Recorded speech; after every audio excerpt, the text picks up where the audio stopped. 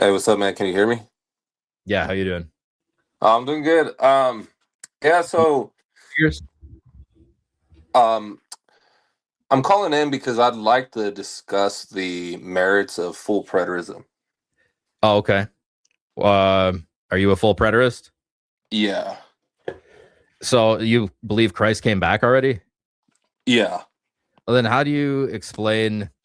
So this is my problem with full preterism. It's like it seems pretty clear to me in like certain passages that when Jesus comes back, there's going to be no more death, no more pain. That every tear will be wiped away, and death will be thrown into Gehenna, into the lake of fire. There'll be no more death. Seems like there's still death, there's still pain, there's still suffering. And it seems to me like you can't say that Jesus came back, at least in his fullness, right? Well, if we look at the Olivet Discourse and we look at all the passages relating to the second coming, whether that's Matthew 24, Luke 21, First Thessalonians 4, etc., what it seems to suggest is that there is a restriction to its fulfillment during the time of the first century. I'm open to like a partial preterist position. Sure, and I understand that a lot of people take a partial preterist stance.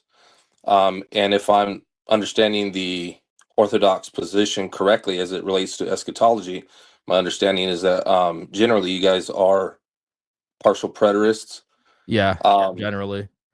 but my issue though is that if we take partial preterism, for example, we say that Matthew 24, verse 30, was fulfilled, which Jesus says in verse 34 would take place before the passing of that generation. Um, we have to ask the question then in Paul's letter to the Thessalonians in the fourth chapter as it relates to the resurrection. I don't see any reason not to believe that he is recapitulating the Olivet Discourse there. And thus, if we have even a partial fulfillment, to use that term, having been fulfilled by 80 70, why do we not see the resurrection taking? Why would we not conclude that the resurrection was fulfilled by the same year? Do you believe in the early date of Revelation or the last date of Revelation or the later date? I would I would say that I take Kenneth Gentry's position on it. I'm very well read on the dating of Revelation, and I would say that so that's to say an early dating. I would take that the Book of Revelation was written early, Like as in the opposed to like 60s? yeah. Um, if that's the case, why does Irenaeus say that it was like written at the end of Domitian's reign? Yeah, that's a good um, text that people often bring up, and there's actually controversy surrounding that.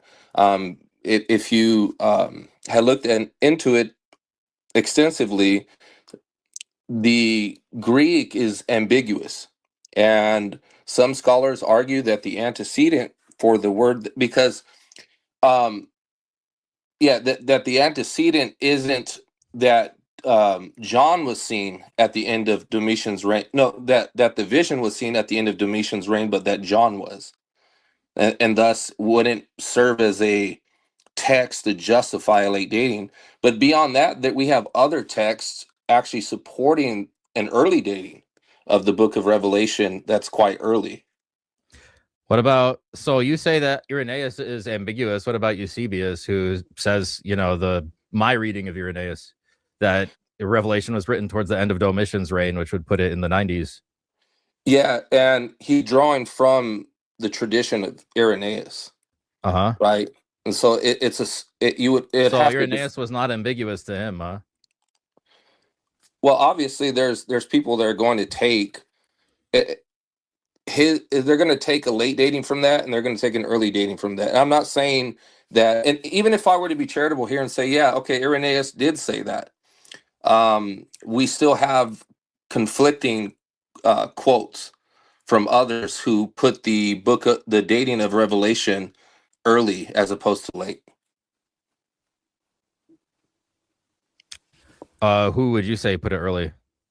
Um, so let me I have some quotes here I think this is actually. important because like, it just ties back to my original question, which is, if Jesus came back, why is there still death, pain, and evil in the world, right? So if Revelation has a later date, then if it's after the fall of the second temple, then there's no way that it's referring to the second temple, and so that's why I'm Well, trying well, to even aside from bring this back around here to the first point that I made. even aside from the external evidences, which I don't discount, I think we have to get into those. But if we look at the internal evidence, which I would regard as weightier than external, there's internal evidences that necessitate an early dating to Revelation as opposed to later. Okay, like what? Revelation chapter 11, verse 1 and following would be a good example because it's a prima facie evidence that the temple was still standing at the time of Revelation's composition. Okay, so just to make sure the viewers are tracking, I'm saying in Revelation it says that when Jesus comes back, there will be an end to death, pain, and evil, and that it was written in the 90s, so it can't be the second temple, like the destruction of the second temple. You're saying that there's internal evidence that would put it prior to the destruction of the second temple period in Revelation 11. So you're disputing my late date. Is this a fair rendering of I, our I, exchange so far? I'm sorry, I don't want to misunderstand anything you say. Could you repeat that for me, please? Yeah, so I'm saying that when Jesus comes back, there's going to be an end to death, pain, and evil. If you concede the late date to Revelation, Revelation 21 says that, that at the second coming, when Christ's kingdom comes and is it's upon the earth and everything is restored, there will be an end to death, pain, and evil. I assume that you're saying that restoration's at the destruction of the second temple, right? That's when Jesus came back at the end of at the destruction of the second temple. Yes, that's when it was consummated. Correct. Yes. So my argument is that it can't be at the destruction of the second temple because Revelation was written after. You're saying that it was written before the destruction of the Correct. second temple period, right? And you're basing that off internal evidence, i.e., Revelation 11. Correct. Okay. So in Revelation 11, how do you know that John is talking about the second temple there, or like Herod's temple? Um, right here. So in verse 1, where it says, "Then there was given me a measuring rod like a staff, and someone said, 'Get up and measure the temple of God and the altar and those who worship in it. Leave out the court which is outside the temple, and do not measure it, for it has been given to the nations,'" or it's ethnoi there, or Gentiles, right? And so I would correspond this with Luke chapter 21 and the city being given to the Gentiles, which is the time of the Gentiles, and the sacking of Jerusalem.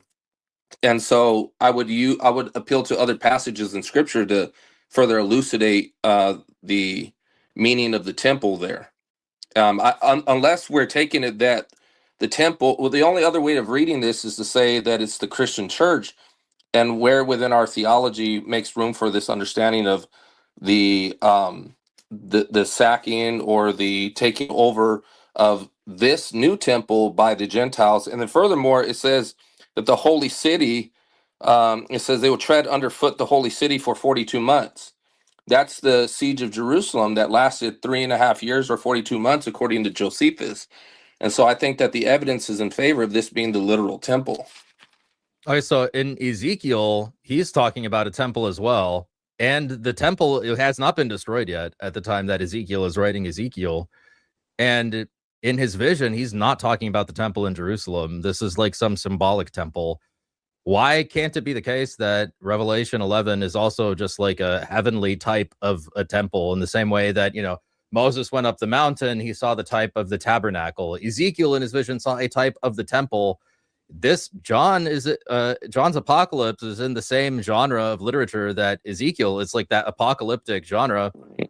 Doesn't it make more sense that the temple in Revelation 11 would be a symbolic temple? No, yeah, no, that's a good reply. I know that people go to Ezekiel to say, "Hey, look, the temple wasn't standing at the time that Ezekiel was writing this, and thus why could it not be the case here in Revelation 11 that it's talking about a temple in a symbolic fashion?" But I don't think that that's viable, given the fact that this temple, whatever it is trodden down by Gentiles. And so I don't see how invisible or intangible temple, or if we're taking this to be the church, as the temple of God being trodden down by the Gentiles, I don't see where that's at anywhere within the New Testament theology or eschatology. How do you know that the temple in Revelation 11 is the same temple that Luke is talking about in the In Luke Olivet chapter, Discourse in Luke 21? well, I think when you take the constituent elements of Luke 21 and other corresponding passages in the New Testament, that gives us this understanding that Jerusalem would be besieged for 42 months or 3.5 years, um, is great evidence that what's in view here of Revelation 11 is what was mentioned by Luke. And of course, assuming the preterist framework, um, that if you grant that, as opposed to a futurist framework, it makes sense. It's coherent, and so I think it satisfied the criterion for coherence. And so I think that there's a good case to be made for that. Okay. So then let's say that there's maybe good arguments both way on this. I still don't really have an answer for if Jesus came back, why is there still like death, pain, and evil in the world? Yeah, and I think that's a fair reply. And I think that is something that people often appeal to say, well, look, hey, death, or look, hey, pain. It's still continuing, sorrow is still continuing. But when we, and if I'm, because I don't want to, put words in your mouth, my assumption is that you're drawing that from Revelation chapter 21 and chapter 22, which the context is the new heavens and new earth. I think the fascinating thing is, because I take it that John is drawing from the Old Testament, and I don't know if you've read G.K. Beale, but he's one of the most prominent scholars on the Book of Revelation, and he takes it um, that anybody who's approaching the Book of Revelation has to understand that this is exactly what John is doing, drawing from, alluding to the law and the prophets. With that said, I believe he's drawing from Isaiah chapter 65 and chapter 66, which is the context is new heavens and new earth. And in that context, you have physical death. Because once the new heavens and new earth arrive, then it says that the survivors, and I take it to be the Jewish remnant that survived, that Eusebius records this, who fled from Judea to the city of Pella. That's Matthew 24 there, verse 15. Um, that they would go out and look upon the dead bodies of all those who rebelled against me. And so obviously, if we're looking at Isaiah chapter 66, there's still physical death in the context of, and if John is drawing from Isaiah and John says that there's no death, then it has to be qualified that the death that's in view, I take it, is a death of a covenantal death. And the last thing I'll say about that is I think that in 1 Corinthians 15, it tells us the death that's in view, and the very means by which that death and that sin was exacerbated was the law. And AD 70, from my position, is that the law was fully abrogated, that old covenant system, that temple cultus, and thus the means by which that the apostate priesthood put to death the church was annihilated. That whole system fell. And so I'll stop there, and maybe you can comment on what I've said thus far. I just think it seems pretty clear in this passage here that there will no longer be any death, there will no longer be any mourning or crying or pain. The first things passed away. So this says there will no longer be any death. And this is LSB. I don't know if there's a translation that you prefer. And you're telling me that there will be death. Well, I'm saying that Isaiah says that there's still death, a physical death, because John is drawing from Isaiah 66, and in the context of that's new heavens and new earth. And so, So do you think John and Isaiah contradict each other? no, and they don't contradict each other. I think that the death that's in view there has to be qualified, that it's not physical death. Here, Because there's other forms of death, in right? Revelation 21. Mm-hmm.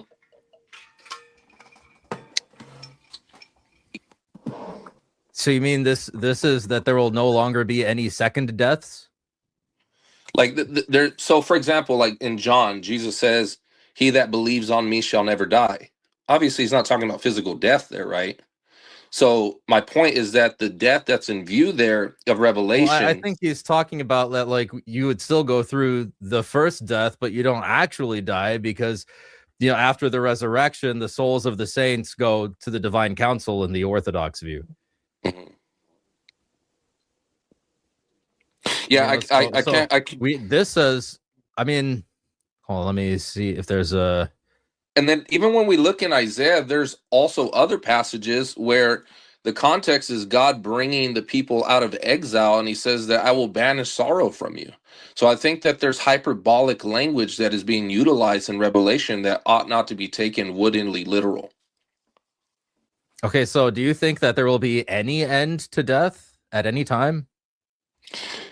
In a physical death, no. I think that the Bible is clear in Ecclesiastes 1, verse 4. It says the earth abides forever.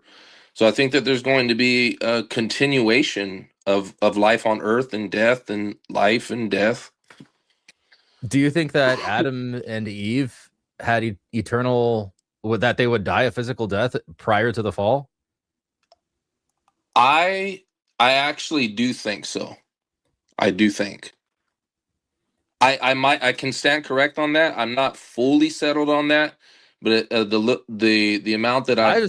I don't mean to interrupt. I just think there's so many passages that are like, death came through Adam, through one man. Death came, like one man sinned, so death came to all men because one man sinned. And it, like, there's so many other verses on that, I think, that are like, because Adam disobeyed, now we all die, right? Like, how would you explain all those passages? Well, here let's take this for a minute, and this isn't an exegetical argument, but it's more so of like, for lack of better words, a philosophical argument. Assuming that Adam was intended to live forever, at some point the Earth would be fully populated, and there wouldn't be any more room for people to continue to populate and populate. So theoretically, unless we're a Calvinist to say, "Oh no, God predetermined you to die, Adam. This was God's plan for to happen all along." I don't take a deterministic position on that. I think that at some point it wouldn't the world would be fully populated, and it just wouldn't make sense for God to have intended for Adam to both populate and to have lived forever. But that aside, because I know that there's not a lot of strength in that because it's not exegetical or theological, but I would say that it really hinges upon what we assume the death to be there. Because God did say to Adam, "The day you eat of this fruit, you shall surely die." Obviously, Adam didn't die a physical death the day he had partaken of the fruit. So then, how do we reconcile him dying the death that God promised he would die that day, and him still living after him having partaken of the fruit? I take it that it was a covenantal separation from God. Okay, I have this is a good discussion. I want to move on to the next caller at some point. I have one more thing I want to ask you. We ourselves having the first fruits of the spirit, even we ourselves grown within ourselves, eagerly waiting for our adoption as sons, the redemption of our body. This seems to be talking about an actual physical resurrection, like, of our body. And if it's just a metaphor, this seems like pretty, like, carnal language, don't you think? Yeah, no, I agree that on the surface that looks very straightforward. But and to be charitable here. Uh, But when we unpack that, the language of groaning, what comes to our mind? Exodus. The people of God were groaning, and I think that Paul is drawing from this Exodus motif of their coming out of Egypt, and then them receiving the law. And what did Peter and Paul say? Brought bondage. Well, it wasn't the physical creation. They said that the law placed us in bondage. It was the administration of death that was the very means by which sin was exacerbated. I've heard arguments made that it can be translated the our body, not bodies, but our body. And so, Paul says in First Corinthians chapter 10 that they were in the body of Moses. And so, them coming out of that Exodus from Sinai, the entire Jewish body that we're being gathered into Christ, which is the second Exodus, Paul's is thinking in a corporate term of we're exiting this groaning, this we're exiting this bondage, we're groaning, and we're waiting until this full remnant that Romans 9 and Romans 11 talks about, for them all to come into the fold of Christ, and they would have that new body from Moses to Christ. And so that's how I would read Romans 8.